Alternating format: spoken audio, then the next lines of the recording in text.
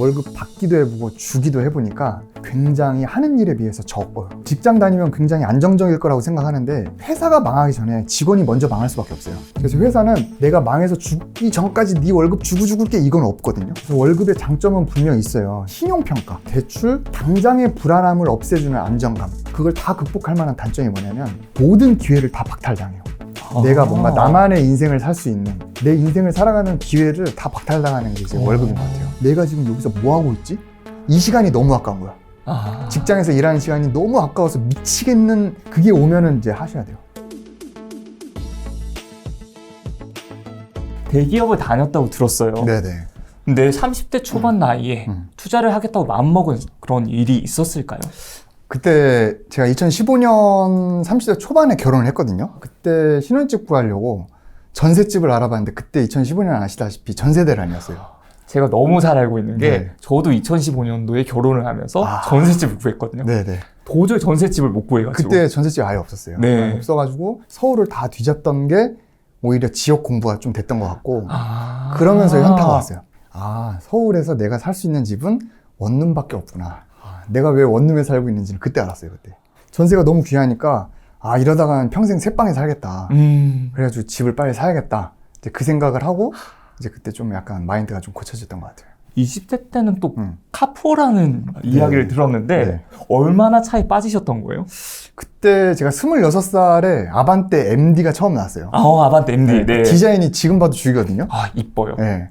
그래서 그때 뭐 직장 입사한 지 1년도 안 됐는데 차를? 신차를 사가지고 결혼하기 전에 4년 동안 한 5번 정도 바꾼 것 같아요. 5번이요? 네. 그때 왜 그랬냐면 그때 만났던 썸녀가 야 나도 소나타 타는 남자 좀 만나보자 이러는 거야. 지금 생각하면은 뭐 그게 그건데 네. 그때는 아반떼랑 소나타랑 간극이 너무 컸어.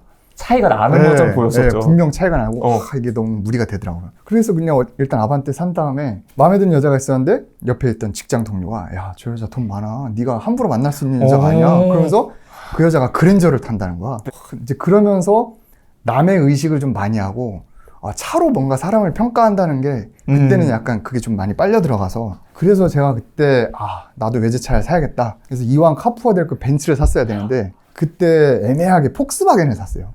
그러면서 이제 또 막 차 타다 보니까 차가 빠르잖아요, 또. 네, 그렇죠. 그래서 뭐 자동차 경주 이런 것도 했어요. 거기서 또 사고가 나서 차가 전소가 됐어요. 전소가 됐다고요? 네, 전소란 건 불에 불에 다 타가지고 사고가 나서.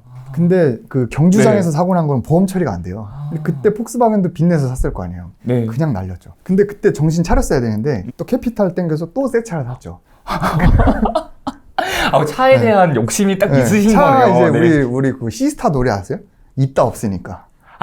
또 차가 또 있다가 있다 없으니까. 또 안 되겠더라고. 근데 이제 200만 원대를 버는 30대 외벌이 가자. 근데 그렇게 투자를 시작하면서 이제 돈을 좀 많이 모으고 불리고 하셨을 텐데 지금 순자산을 좀 여쭤봐도 될까요? 지금 가지고 있는 건물이 3개가 있고 아파트 있고 그다음에 뭐 건물 올리고 있는 게 있는데 그걸 그냥 다 감정하면 100억이 좀 안 되는데 순자산은 싹 다 팔면 내 통장에 얼마 남을까? 한 30억 좀 안 되는 것 같아요. 30대 신데 지금 순자산 30억을 거의 이루셨습니다. 옛날 황금돼지님과 비슷하게 월 250만 원 정도를 버는 그런 친구가 있어요. 그러면 지금도 그렇게 할 수 있겠다고 자신 있게 말씀해 주실 수 있을까요? 지금도 충분히 가능하다고 봐요. 올부에서 너나이님도 일단 돈을 5천만 원까지는 좀 모으라고 말씀하셨던 것 같은데 그 정도는 좀 저축을 하시는 게 1단계고 그 다음에 이제 2단계는 이제 공부를 좀 하셔야 되는데 저는 공부가 목적이 아니고 수단이 됐으면 좋겠어요. 그래서 이제 공부라는 수단을 통해서 우리가 달성해야 되는 거는 같이 투자할 수 있는 동료를 만드는 게 첫 번째고 두 번째는 이제 목표. 이제 공부를 하다 보면 내가 얼마를 벌어야겠다. 약간 목표가 명확해지거든요. 그 목표가 생기고 같이 투자할 이제 스터디원이라든가 이제 그런 사람들이 커뮤니티에 들어가면 투자를 오래 할 수 있어요. 그런 거를 얻기 위해서 공부를 하면은 좀 더 실질적으로 계속 실행을 할 수가 있고 그리고 세 번째로 그 목표를 연도별로 짜보는 거예요. 그래서 지금 내가 31다, 40이나 50대까지 엑셀로 20개의 행이 나오잖아요. 거기에서 연도별로 내가 언제까지 뭘 해야겠다. 아기가 있는 분은 아기의 나이대가 있겠죠. 그럼 초등학교, 중학교 입학, 뭐 대학교 때 갈 때까지는 얼마를 모아야 된다는 게 이제 나오니까 이벤트가 생길 때마다 그렇죠. 근데 내 연봉이라는 거 어느 정도 정해져 있잖아요. 정해져 있죠. 그걸 한 푼도 안 쓰고 모았을 때랑 내 목표랑 한번 대보는 거죠. 그럼 그때 현타가 올 거예요. 그러면 이제 그게 3단계 현타 오는 거. 현타까지 와야 돼요. 네, 와요. 현타까지 와야지 정신 차릴 수 그렇죠. 있습니다. 네. 그 다음에 이제 네 번째 이제 투자를 하면 되는데, 투자는 이제 정리하면 상승기 때는 저는 아파트 갭 투자가 제일 효율적이라고 봐요. 지금처럼 보합이나 좀 하락기일 때는 좀 아파트보다는 좀 더 이렇게 약간 기술이 요하는 투자가 있어요.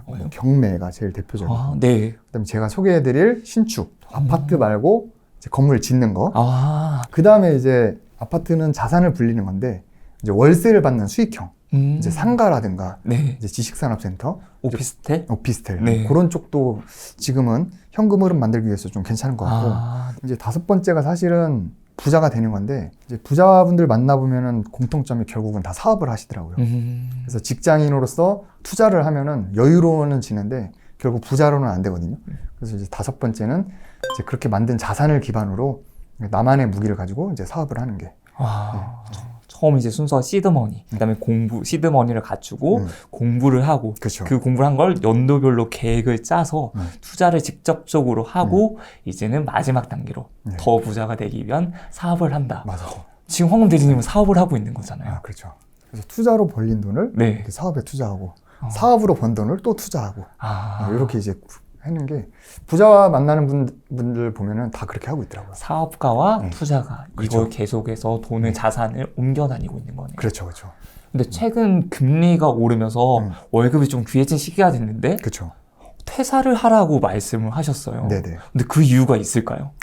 제가 월급 받기도 해보고 주기도 해보니까 굉장히 하는 일에 비해서 적어요. 저도 지금 벌어들이는 거에 비해서 이제 주는 월급이 있고, 저도 이제 받던 월급이 있으니까 하는 일에 비해서 굉장히 적고, 회사는 절대 손해를 안 본다. 그 다음에 이제 두 번째가 뭐냐면, 직원의 급여가 가장 후순위예요. 그 직장 다니면 굉장히 안정적일 거라고 생각하는데, 회사가 망하기 전에 직원이 먼저 망할 수밖에 없어요. 그래서 회사는 내가 망해서 죽기 전까지 네 월급 주고 죽을게, 이건 없거든요. 먼저 힘들게 되면 구조조정이라든지 그렇죠. 이런 부분이 들어가게 되는 회사가 거죠. 먼저니까. 실제로 월급이라는 게 그쵸. 거의 매달 들어오다 보니까 그렇죠. 여기에 대해서 좀 안정적이라고 생각하시는 분들이 많이 있거든요. 그렇죠. 그래서 월급의 장점은 분명히 있어요. 일단 신용평가, 그 다음에 대출, 그 다음에 당장의 불안함을 없애주는 안정감. 그걸 다 극복할 만한 단점이 뭐냐면, 모든 기회를 다 박탈당해요. 내가 뭔가 나만의 인생을 살 수 있는, 내가 뭔가 사업을 하거나 내 인생을 살아가는 기회를 다 박탈당하는 게 이제 월급인 것 같아요.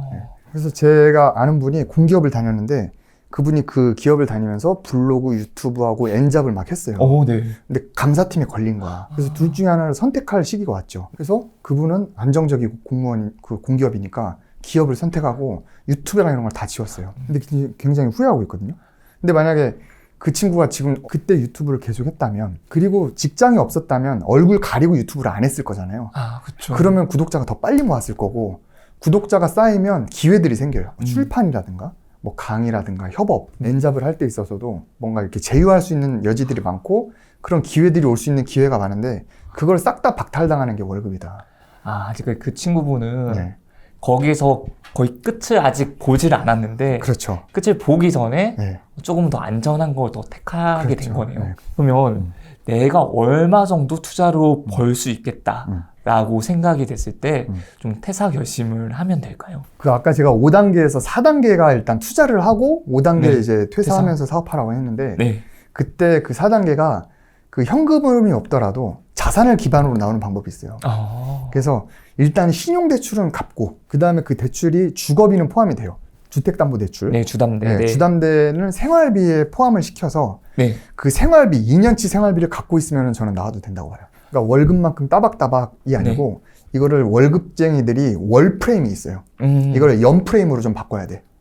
그래서 한 달에 500이 아니고 1년에 6천을 생각하고, 내가 1억 2천이 있으면 2년을 사실 먹고 살 수 있잖아요. 그 1억 2천이라는 돈을 우리가 투자를 할 때는 사실 그렇게 큰 돈은 또 아닐 수 있거든요. 그러니까 1억 2천이 있을 때 2년을 나와서 시간으로 바꾸는 거죠.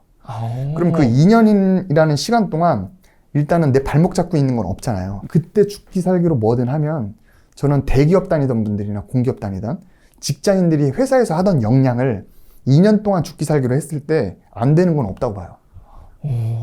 근데 그 월급이라는 그 월 프레임이 있기 때문에 내가 하고 싶어도 열심히 못 하는 거고, 그 2년치 연 프레임으로 바꿔서 2년치라는 시간을 일단 산 다음에 그때 내가 부장님한테 하던 거에 2배만 해봐.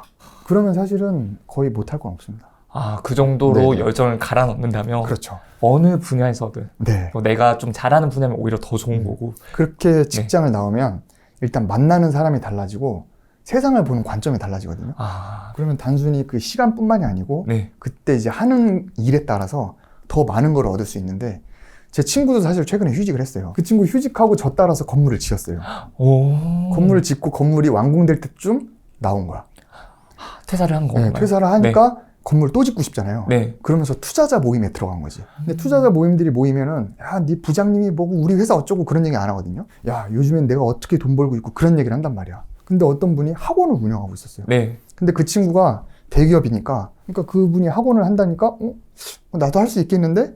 해가지고 그분이 목동에다 학원을 차렸어요. 그리고 월급 이상 벌고 있어요, 지금. 아예 바뀌었네. 프레임 네. 자체를 아예 바꾸고 네. 직업 자체도 바꾸고 생각도 아예 바꾸고 그렇죠. 된 거네요. 그럼 남는 시간 투자하고. 근데 그 친구가 이렇게 나올 수 있었던 이유가 건물을 지어서 자산이 쌓였잖아요. 그 자산으로 내가 1, 2년은 먹고 살겠구나 하고 나오니까 쌓아놓은 자산 있잖아요. 실제로는 그걸 지금 안 쓰고 있어요. 또 한 대 네. 수익이 나오니까. 또 수익이 나오니까. 결국 그렇게 된다는 거죠. 일단 자산이 어느 정도 만들어진다면 2년 동안 내가 갈아 넣을 수 있는 시간이 만들어지고 그 갈아 넣을 걸 정한 다음에 네. 갈아 넣는 거네요. 그렇죠. 갈아 넣다 보면 챙겨놓은 게 있잖아요. 네. 정작 그렇게 해서 열심히 하면 이것도 안 먹게 됐고요. 홍대지만 어떻게 그런 생각을 하게 되셨어요? 제가 이제 휴직하려고 할 때 느낀 게 뭐냐면 직장에서 직장 일을 하는데 내가 지금 이 시간에 빨리 건축사무소 가서 설계도 하고 빨리 그냥 현장 가서 땅을 찾아야 되는데 내가 지금 여기서 뭐 하고 있지? 이 시간이 너무 아까운 거야.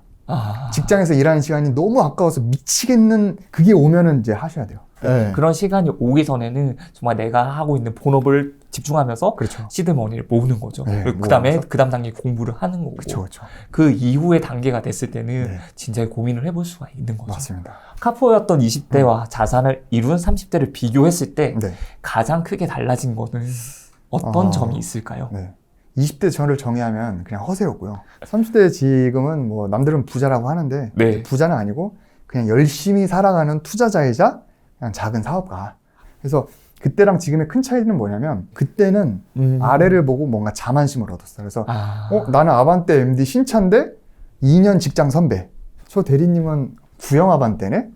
내가 더 약간. 지금의 저는 아래보다는 위를 봅니다.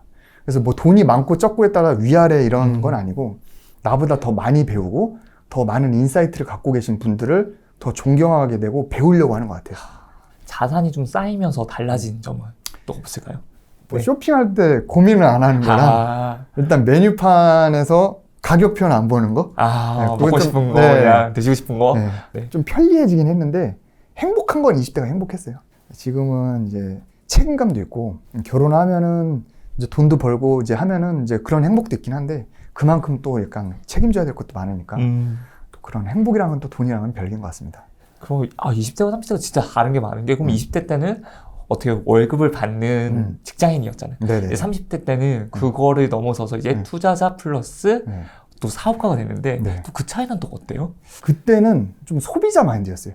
그래서 내가 뭔가를 써야겠다는 생각이었는데 네. 제가 이제 뭔가 이렇게 나왔을 때는 공급자 마인드가 된 것 같아요. 그 다음에 부동산을 남들이 지어놓은 걸 살 생각을 하다가 지금은 내가 부동산을 만들 생각을 하고 있어요. 유튜브를 보는 게 아니고 유튜브를 찍을 생각을 하고 콘텐츠도 소비만 하다가 그렇죠. 이제 찍어서 남들한테 알려주는 거죠. 그렇죠. 근데 그 마인드 자체가 너무 중요한 것 같거든요. 맞습니다. 거의 대부분이 소비자죠. 네네. 유튜브도 보는 사람이 더 많을 거고 그렇죠.